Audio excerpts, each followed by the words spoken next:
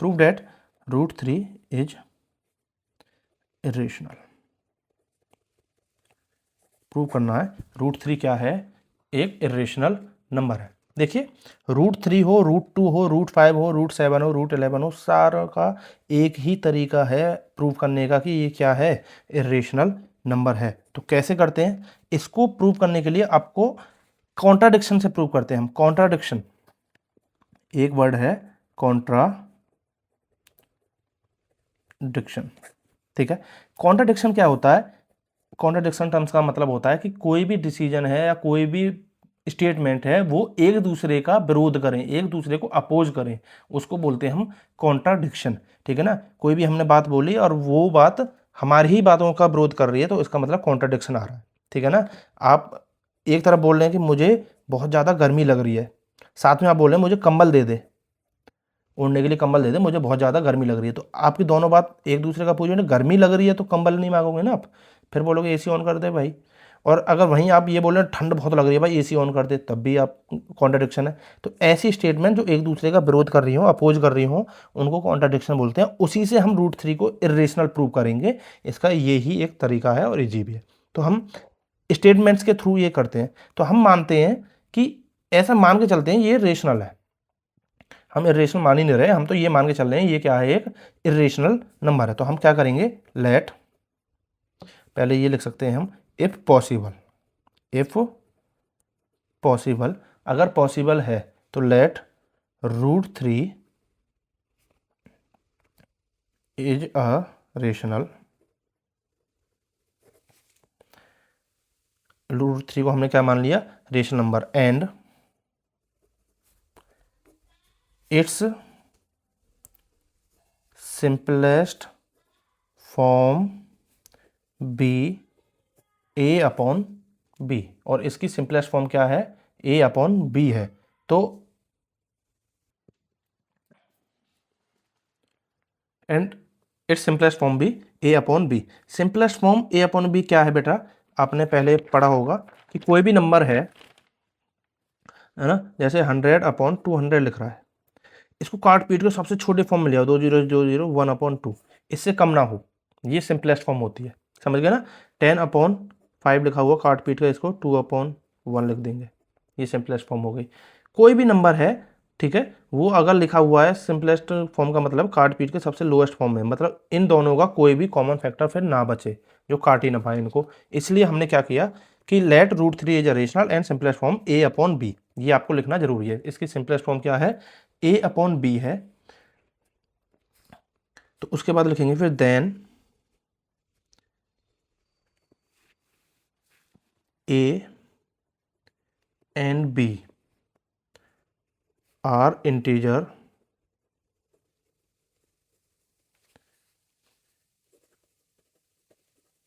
having no common factor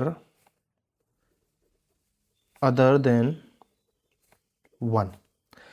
अगर ये simplest form है तो इसका मतलब ए और बी ऐसे इंटीजर हैं हैविंग नो कॉमन फैक्टर, जिनका कोई भी कॉमन फैक्टर नहीं है 1 को छोड़ के, ठीक है ना। या फिर हम ये भी लिख सकते हैं ए एंड बी आर को प्राइम्स, ठीक है। सिंपल, आप अगर ये स्टेटमेंट नहीं लिखना चाह रहे तो ये भी लिख सकते हैं ए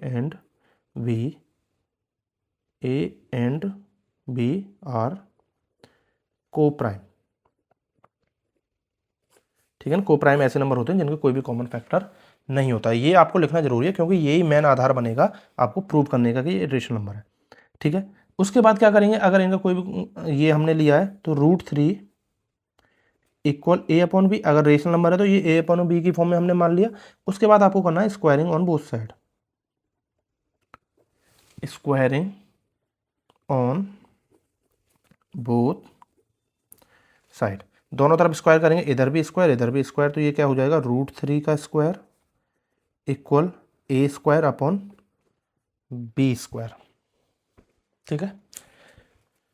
अब आप देखेंगे क्या, जब भी रूट के ऊपर स्क्वायर हो, कोई भी नंबर है रूट में, रूट 3 का स्क्वायर हो, रूट 5 का स्क्वायर हो, स्क्वायर से रूट हट जाता है, ठीक है। तो रूट 3 का स्क्वायर करेंगे तो ये क्या हो जाएगा, 3 equal A square upon B square, 3 equal क्या होगा, A square upon B square, और इस बी स्क्वायर को यहाँ डिवाइड में इधर ले जाएंगे तो ये क्या हो जाएगा 3b² equal A square, 3b² equal A square. अब आपको एक चीज़ ध्यान देनी है यहाँ पे कि जो 3 नंबर है वो बी स्क्वायर के साथ मल्टीप्लाई होकर ए स्क्वायर बना रहा है। इसका कहने का मतलब ये ए स्क्वायर को 3 डिवाइड कर देगा, तो मतलब 3 डिवाइड्स ए स्क्वायर, तो यहाँ पे हम लिखेंगे 3 डिवाइड्स ए स्क्वायर, देन 3 डिवाइड्स ए ऑल्सो, तो 3 ए को भी डिवाइड करेगा, ये ध्यान रखना है। क्या है ये थ्योरम? ये एक थ्योरम है आपकी जो कि 9th क्लास में भी आप सीखोगे अभी इसको, कि अगर कोई भी प्राइम नंबर्स आपको पता है क्या होते हैं? ऐसे नंबर जो जिनके 2 ही फैक्टर होते हैं, जैसे कि आपका 2, 3, 5, 7, ठीक है, 11, 13, ये जो नंबर्स हैं अगर ये किसी के स्क्वायर को डिवाइड कर रहे हैं, ये नंबर किसी के स्क्वायर को डिवाइड कर रहे हैं, जैसे 2 डिवाइड कर रहा है 4 के स्क्वायर को, 4 का स्क्वायर कितना होता है 16 को अगर 2 डिवाइड कंप्लीट कर पा रहा है तो ये 4 को भी डिवाइड कर देगा। इसका मतलब ये है सिर्फ प्राइम नंबर्स, ध्यान रखना सिर्फ प्राइम नंबर के लिए है ये, ऐसा नहीं है बिना प्राइम के भी डिवाइड कर सकते हैं, ऐसा पॉसिबल नहीं है। हो सकता है कुछ कर दें, कुछ नहीं भी कर पाते हैं, जैसे कि 8 है, 8 4 के स्क्वायर को डिवाइड कर देगा। 8 एक नंबर है, प्राइम नंबर नहीं है, पर 4 का स्क्वायर क्या होता है 16 को 8 से डिवाइड करेंगे तो 8 2 जार 16 हो गया ना डिवाइड। 8 4 के स्क्वायर को तो डिवाइड कर देगा पर 8 4 को डिवाइड नहीं कर पाएगा। 4 को डिवाइड कर सकता है क्या 8? कंप्लीटली डिवाइड का मतलब बिना डेसिमल के नहीं कर पाएगा ना। तो ये सिर्फ प्राइम नंबर्स के लिए होता है, अगर 8 प्राइम नंबर होता तो फिर कर देता। तो सिर्फ हम प्राइम नंबर्स की बात कर रहे हैं यहाँ पे, तो वही चीज़ हम देख रहे हैं यहाँ क्या कि 3 डिवाइड्स ए स्क्वायर, 3 को ए स्क्वायर को डिवाइड कर रहा है, कैसे कंफ्यूज नहीं होना, 3 इंटू बी स्क्वायर, 3 में बी स्क्वायर की मल्टीप्लाई कर रहे हैं तो ए स्क्वायर आ रहा है, तो इसका मतलब 3 ए स्क्वायर को डिवाइड कर पा रहा है एग्जैक्टली। तो 3 डिवाइड्स ए स्क्वायर, देन 3 डिवाइड्स ए ऑल्सो, 3 फिर ए को, ए के स्क्वायर को डिवाइड कर दिया तो ए को भी डिवाइड करेगा, यहाँ देन भी लिख सकते हो, देन 3 डिवाइड्स ए ऑल्सो, ठीक है। तो यहाँ से क्या मिला हमें, 3 ए को डिवाइड कर रहा है तो मतलब 3 ए का फैक्टर है। फैक्टर क्या होता है ये तो आपको पता ही होगा, जो नंबर किसी भी नंबर को एग्जैक्टली डिवाइड कर दे, जैसे 10 को 2 डिवाइड कर देता है, 2 5 जा 10, तो 2 का 10 मतलब 10 का 2 क्या है फैक्टर है, ठीक है ना। तो ऐसे ही अगर 3 डिवाइड कर रहा है ए को तो ए का 3 क्या हो गया फैक्टर, तो यहाँ से हम लिख देंगे 3 is a factor of A, 3 is a factor of A. ऐसा क्यों लिख रहे हैं वो भी आपको समझ में आ जाएगा आगे, ठीक है। तो अब 3 ए का फैक्टर है तो ए की वैल्यू क्या ले लेते हैं हम, जब 3 को ए को डिवाइड कर रहा है तो हम ले लेते हैं ए इक्वल 3c। ए की वैल्यू क्या ले ली हमने, लेट ए इक्वल 3c, क्योंकि ए को 3 डिवाइड कर रहा है तो 3 में कुछ ना कुछ मल्टीप्लाई कर रहे होंगे तभी तो ए आ रहा होगा। अगर डिवाइड कर रहा है किसी चीज़ को, जैसे 10 को 2 डिवाइड कर रहा है तो 2 में 5 की मल्टीप्लाई करें जब भी तो 10 आएगा। ऐसे ही जब 3 डिवाइड कर रहा है ए को तो 3 में कुछ ना कुछ मल्टीप्लाई करें तो उसको हमने मान लिया c, ठीक है ना। ऐसी चीज़ हमने क्या मान ली c, और यहाँ पे साथ में मेंशन भी कर देंगे फॉर सम इंटीजर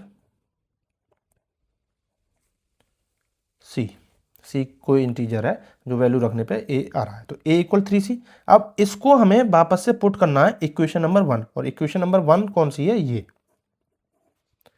ये आपकी 1, 3b² इक्वल a स्क्वायर। अब a की वैल्यू 3c इसमें पुट कर दीजिए, तो ये क्या हो जाएगा 3b² इक्वल a की जगह क्या रखना है हमें 3c का स्क्वायर। समझ में आ रहा है बच्चों?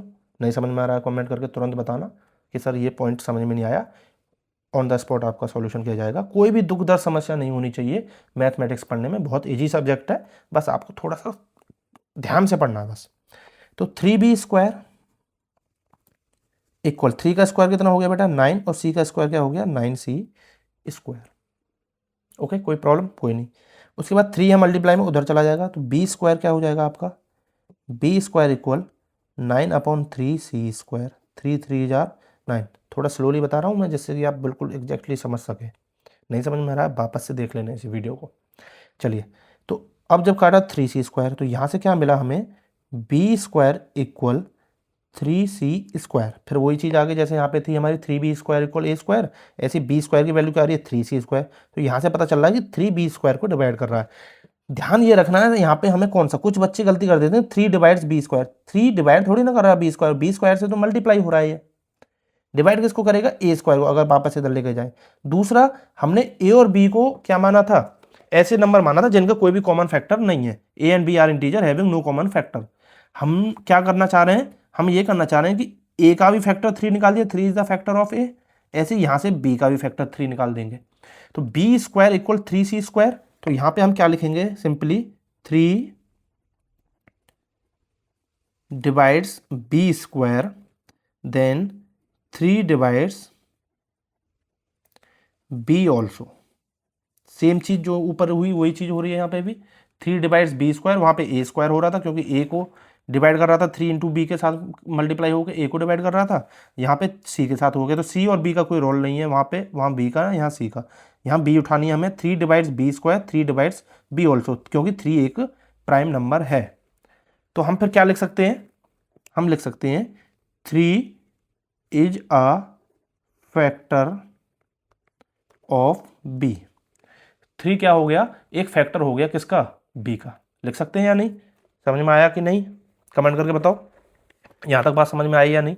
तो 3 is the factor of b, ये चीज हो गई। अभी ऊपर तो हम बोल रहे थे कि a और b का कोई भी कॉमन फैक्टर नहीं होगा, a एंड b आर को प्राइम। पर हम यहाँ पे देख क्या निकाला हमने कि 3 is the factor of a और 3 is the factor of b। तो 3 दोनों का फैक्टर आ रहा है, a का भी और b का भी। तो यहाँ से तो बात पलट गई, हमने जो मान के चले थे वो गलत होता जा रहा है। तो यही कॉन्ट्राडिक्शन इसमें हम करते हैं। तो हम क्या लिखेंगे 10, बस हो गया काम, अब घबराने की जरूरत नहीं है और बड़ा नहीं है। 10 3 is a common factor of a and b। b और a का 3 क्या है, कॉमन फैक्टर है। पर हमने तो ये माना था कि इनका कोई भी कॉमन फैक्टर नहीं होना चाहिए। तो फिर हम ये वही चीज लिखेंगे, but this contradicts the fact that, किस बात को कॉन्ट्राडिक्ट कर रहा है ये, कि a and b have no common factor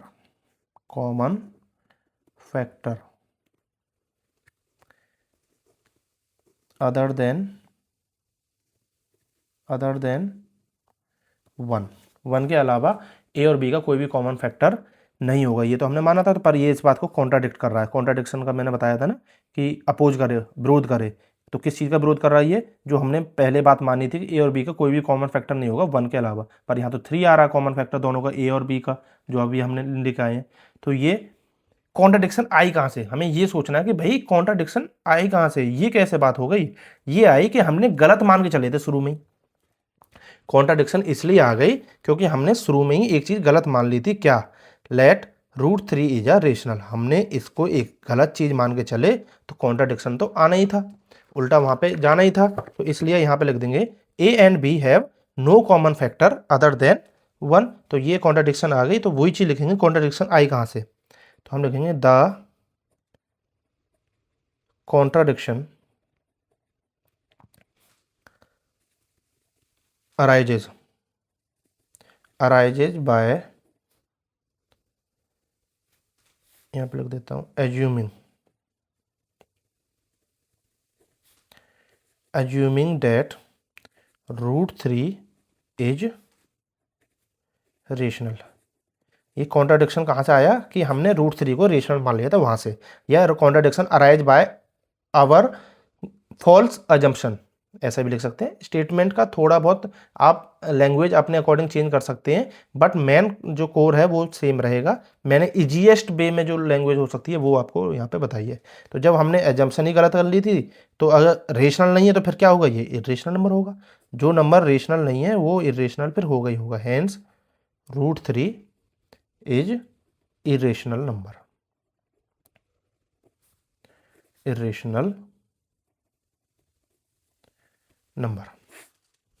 that's it, यही है बस। तो समझ में आया आपको? कमेंट करके ज़रूर बताना। अगर कैसी टीचिंग लग रही है आपको, ये भी कमेंट करके बताना कि आप सर